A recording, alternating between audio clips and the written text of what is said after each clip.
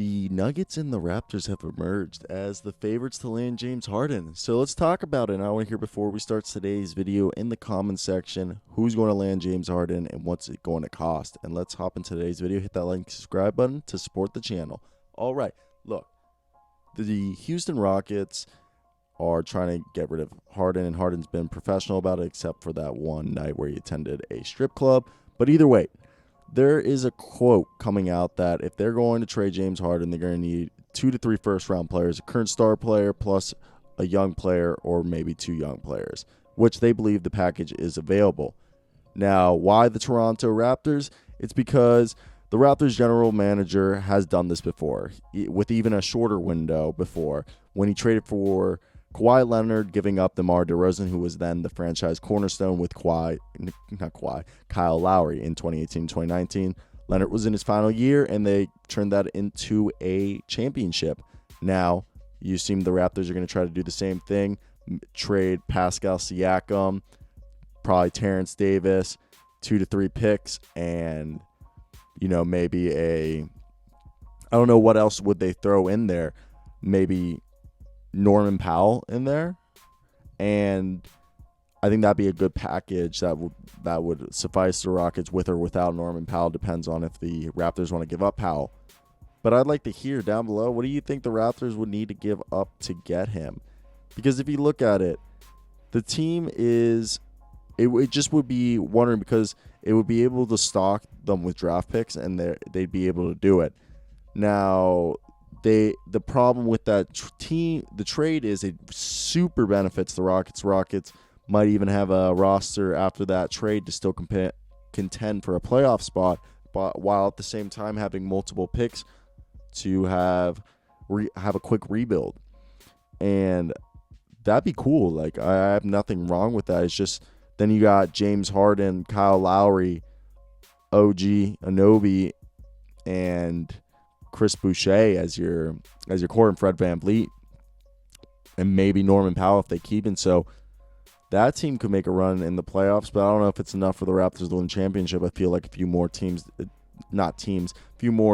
need to be put in place before I'd really be confident that this roster could win this year or very much the next year. Because if they do this trade, I don't know if they're trying to win this year, but maybe next year. Which, if you're the Toronto Raptors, you're trying to go full force both years because you only got a year and a half with, pretty much a season and a half with James Harden. So that's the only downside. The next team, though, is the Denver Nuggets. And this is interesting because, look, the Denver Nuggets are a team that made the conference finals last year. And the idea of a big three with Nikola Jokic, Jamal Murray, and Harden would be very intriguing. And the only thing is, do you look at them and say, with James Harden, can they beat the Lakers 4 out of 7 games? Can they beat the Clippers again? And you say maybe, but with James Harden, it's still a maybe, because even with the roster right now, it's still a maybe. And I think the thing is that, yeah, you have a very young, valuable player, Michael Porter Jr., that a lot of teams are very high on, such as the Rockets are also high on. So if you're going to do a James Harden piece, are you willing to give up Michael Porter Jr.? Because the deal's going to have to consist probably of Michael Porter Jr., Gary Harris, and Will Barton and then first-round picks. And you team up James Harden with Jamal Murray, Nikola Jokic, and now Michael Porter Jr.'s gone. Do you move Bol up? And then you got Monty Morris. You got to start figuring out who's going to run the small forward position, because if you look at the Denver Nuggets roster, it's interesting because I feel like, unlike the Raptors, where the Raptors I think could recover quicker, I don't know if the Nuggets would be able to recover as quick.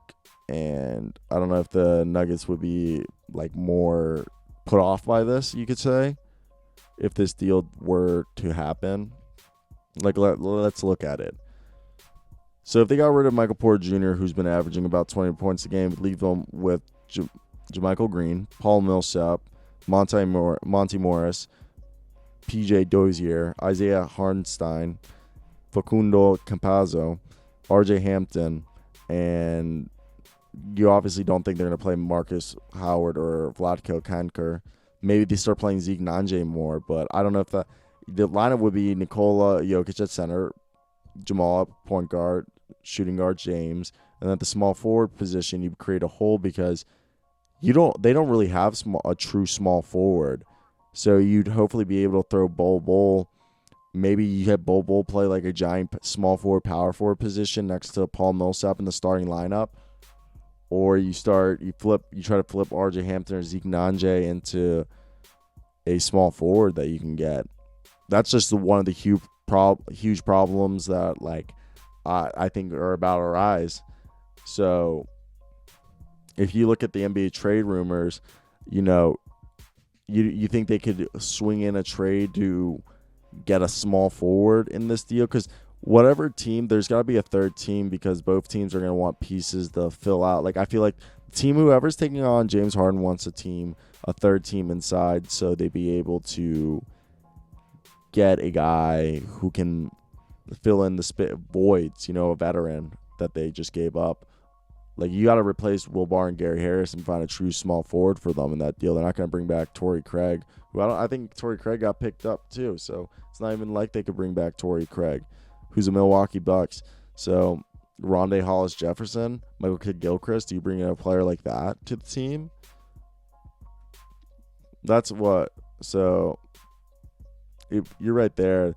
The other teams that if we really want to joke around about is obviously the Knicks are a long shot, even though they have money. Nets don't need to do it. The Raptors, I really think they should because, Pascal Siakam, I don't think he's as good as they think he's going to be. So get rid of him, cut your losses, and why don't you just find I don't know. I feel like there's so many better options, the ways to fix this and stuff. So I want to hear down below. You made it to the end of the video. This is where I'm milking it to 8 minutes to get that sweet, sweet ad revenue. And the question now is this team going to be able to continue to push and be able, whoever trades for James Harden, will they be able to survive the deficit of everything they're going to have to give up? Because it's probably going to be similar to how Carmelo Anthony, when he was traded, how both teams were kind of depleted. Like, the Knicks were low-key good before they got Carmelo. I mean, they were good when he was still there, so hey. It's anybody's game. We don't even know what's going to end up happening.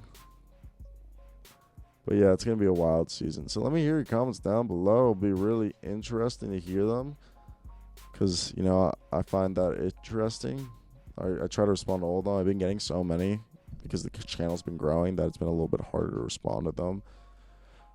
But yeah, guys, that's the video. I hope you guys did enjoy it. As always, guys, I hope you guys have a great day because I know I will. Till next, guys. Peace out.